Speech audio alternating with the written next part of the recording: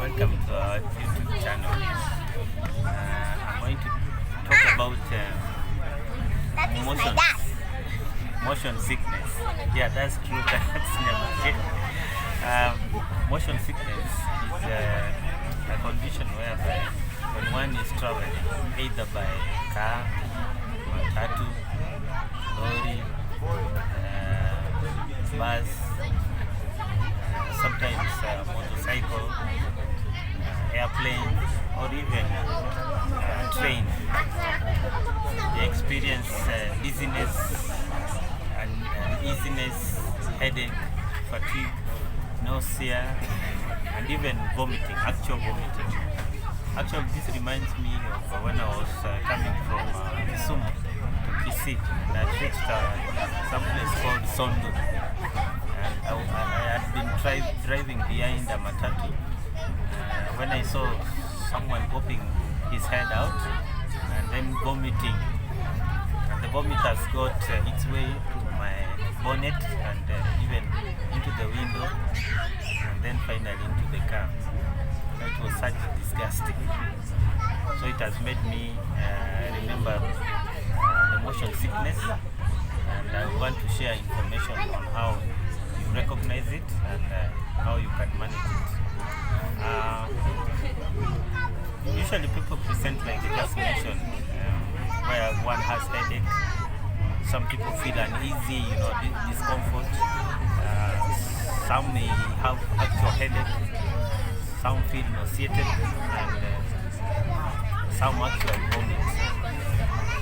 Now, the way you can prevent this condition is through change of lifestyle. Some people like eating before traveling, and they eat heavy meals, a lot of food. Like I've seen most cases who travel from Kisii to Nairobi eating boiled groundnuts or monkey nuts. They eat yogurt or even maziwa mala together with omena or daga. They eat bananas. When they get somewhere along the way, they buy yogurt. All these things with the shaking and bumps, they chant something in their stomach which makes them nauseated and eventually vomit. So the way to prevent it is to avoid eating, specifically fatty foods, foods with a lot of fat or oil. Then avoid eating acidic foods like pawpaw, tomatoes, even kales and others. Those ones are culprits. When you eat them and you embark on a journey, chances are high that you vomit. I've known some people who take alcohol before traveling. That can also precipitate vomiting. So one thing that one has to do is to avoid overeating before traveling. And specifically the type of foods that we have mentioned.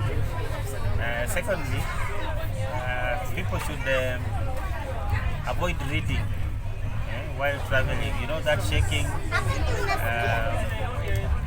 causes some misinterpretation in the brain between the middle ear and also what the person is seeing. That can initiate vomiting. So if whenever one reads a book while the vehicle is moving, he vomits, he should stop reading. The other thing one can do is moving from, if it is from the back, they move to the front and sit there, and then they focus where the vehicle is moving towards.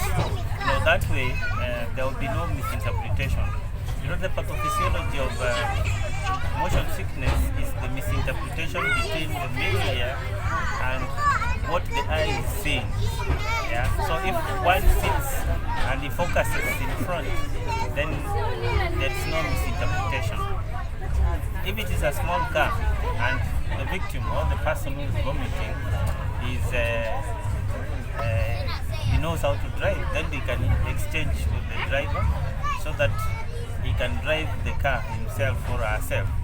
That way, there is no misinterpretation of images. So you control the motion sickness. Sometimes you can try to get comfortable by lying down, but in Kenya we don't have coaches or even trains that you can sleep as you travel. I've seen some in India, but here in Kenya we do not have them.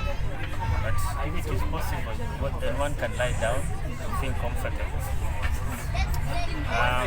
Sips of water can also help. You take sips of water, but not carbonated drinks like soda or Coca-Cola specifically. Just plain water, you take sips, it will make you more comfortable. Another way of preventing this problem is by taking some medication.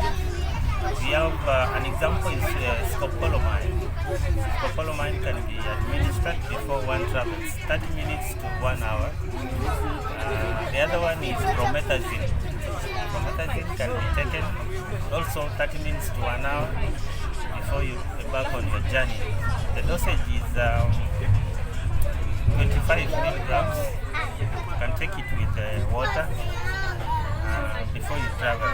For kids, it can be 12.5 milligrams. So it should be taken twice a day if the journey is long. Sometimes one may be moving from a given place to another point where it will take him or beyond 12 hours. So for that reason, then they should be given promethazine, where they can take twice. That is between 12 hours. Pyridoxine for the frequent travelers and also long journeys, like even long distance drivers from Mombasa to Congo or to Western Congo or Dakar. They should take pyridoxine. It really helps in preventing motion sickness. So this is a common condition which occurs and affects so many people, and sometimes it can be unsightly. Inadvertently, someone may also vomit on a fellow passenger. Like one time we were traveling to Garissa with a colleague of mine who is now a gynecologist. We were seated almost near the driver and we smelled very nice popo, and we said, hey, you imeiva vizuri sana. We wished to get it so that we eat. Did you know that someone had vomited and the vomiters were just underneath our feet and we were just smelling his vomiters? Yeah. So people can take precautions and prevent embarrassing moments like we have just said. So thank you. Subscribe. Yeah. So disorientation that occurs and the misinterpretation between the eye, the objects the eye is seeing, and the ones that are perceived by the middle ear are the ones which initiate vomiting. Yeah. So, like me, when I was a small boy, and my mother used to carry me to her birthplace, she could cover my eyes so I did not see trees moving backwards. I used to cry a lot. Actually, I never used to vomit, but they used to scare me seeing trees moving backwards as we were moving forward. To me, a small child, they were so scary. Yeah. So, in the same way, when we see objects moving that way, in some people it triggers vomiting because of the misinterpretation of the processing of the image. So thank you.